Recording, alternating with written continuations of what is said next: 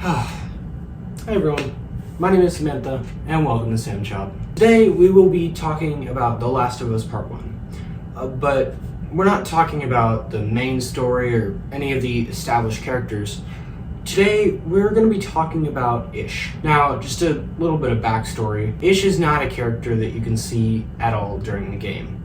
However, during a sewer section of the Henry and Sam mission, you can find a series of notes that tell you who Ish was. Before we begin, this video is definitely going to be a lot darker than Crash Bandicoot, so if that's not something you need to hear right now, you're welcome to leave. I'm really sorry. I assure you that there's going to be a more lighthearted video next week, and I really do hope that you feel better.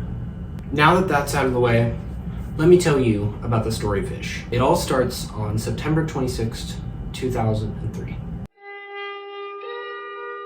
Ish is a fisherman on his boat, and through the radio he learns of the cordyceps outbreak everywhere, and he decides that he can survive on the boat. And he does for a few months, but after a little while the boat begins to break down and he runs out of supplies, so he goes ashore. The note that Ish leaves behind reads, "Well, it looks like I've dodged the chaos and mayhem long enough. My time out at sea is coming to an end.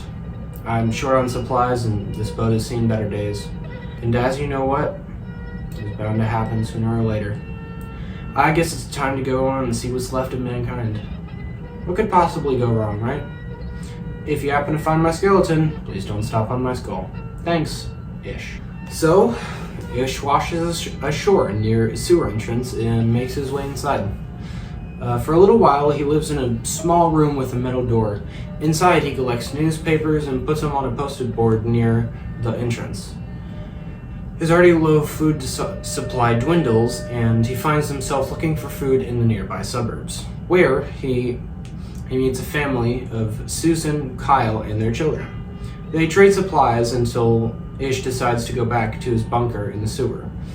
He very quickly realizes that there's no point in surviving alone, so he offers the family refuge in the sewers. And their little bunker soon becomes a thriving community, with a school, showers, and even rain catchers to collect water from the surface. Later on, Ish meets Danny, and the two decide that they are going to be the protectors of their little community.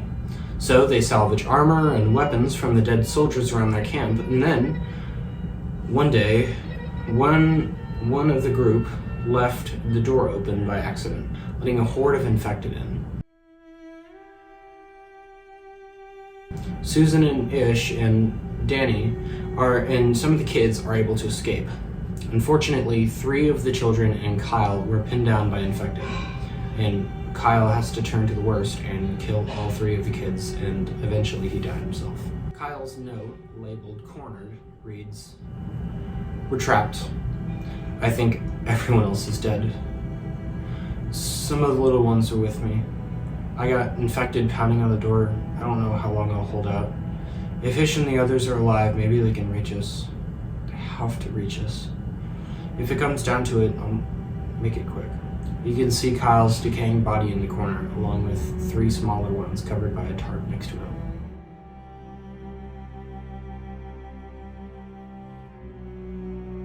And the fate of Ish is left there.